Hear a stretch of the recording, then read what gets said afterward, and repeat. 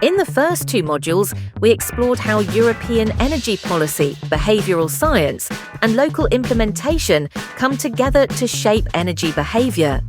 We saw how policies create frameworks for action and how behavioural insights help cities design interventions that work with everyday habits and routines.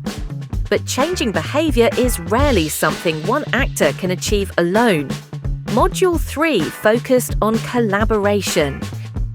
Cities, civic organisations, and citizens all play a role in shaping energy behaviour.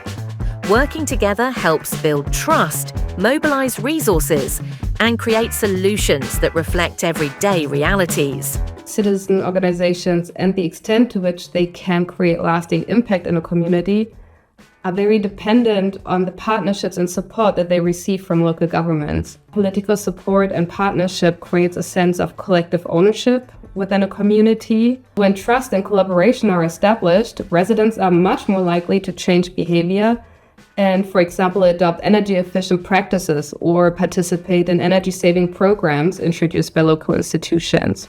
Energy and climate goals cannot be achieved in isolation. At ABMEE, we see ourselves not just as technical experts, but also as facilitators of dialogue and co-creation.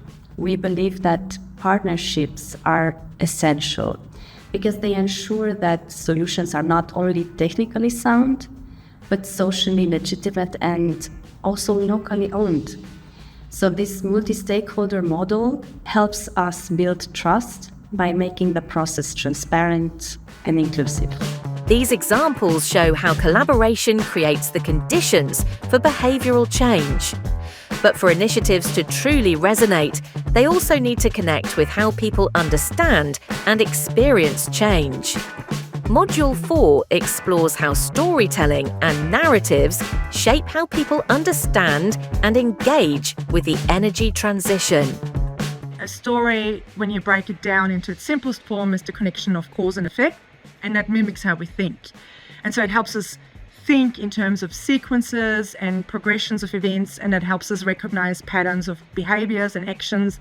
And so while facts and figures and stats engage a small area of the brain, the stories engage multiple brain regions, and they work together to build a colorful, rich, three-dimensional image and emotional responses. Reaching energy efficiency is not a goal in life, not for anyone. So it's a means towards a larger goal, and stories can help you to clarify what the larger goal, what the larger story is, and that can inspire action. Building on these insights, Module 5 explores sector-specific perspectives on behaviour change. You will discover how behavioural drivers and barriers differ across sectors, from households and local services to mobility and public administration, through insights from Maggie Guanyu Yang from University College London, and real-life examples such as Espaços Energia in Portugal and local one-stop shops in Valencia. You will see how cities design interventions that respond to everyday needs while combining multiple benefits, from energy savings to improved well-being. Module 6 then turns to sustaining change over time. You will explore how lasting energy efficiency requires more than individual actions.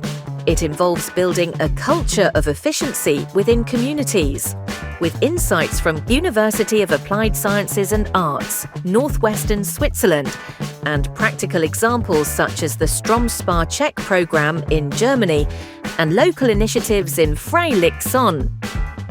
You will learn how social norms, community ownership, and peer influence can help embed energy-efficient behaviours into daily life. Together, these modules help you move from designing interventions to creating the conditions for long-term behavioural change. And it's not too late to get started. If you want to dive deeper into behavioural interventions, learn from real European examples, and strengthen your ability to turn insight into impact, now is the moment to join the Energy Behaviour Forum learning programme.